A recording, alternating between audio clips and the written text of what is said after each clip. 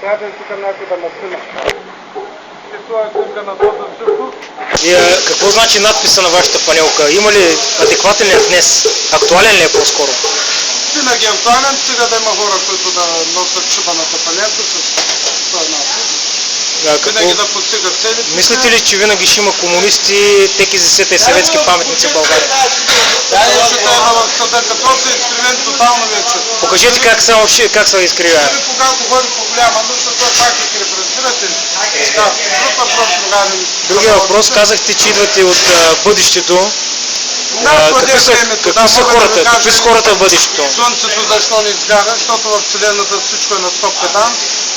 Тук тече време в болните мозъци на Homo sapiens, от деня, когато прегрешиха Адам и Ева. Друг въпрос, другаро? Друг въпрос... Какви са хората? Още по-глупави, по-озверени, дори те не произлизат от маймуни, а те се превръщат в такива. А защо? Да. Говорете, другаро, защо? тези Homo sapiens, някакви ниши форми на живот, произлизащи от едноклетъчни медии, пет века рязан код. Какво исках да попитам друго? Смятате ли, че вярвате ли в светлото бъдеще на човечеството или то ще бъде в светлото бъдеще на човечеството? Не. Няма такова. То ще катастрофира просто. Според вас. Не. Та е много грозна стъпа, има един зъб само и той е пломбиран, може би.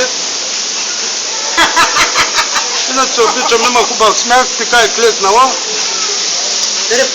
Добра жена е, между другото. Добра жена, да. Почина, ама нищо. Ще Айде, спирай, пак ще помня.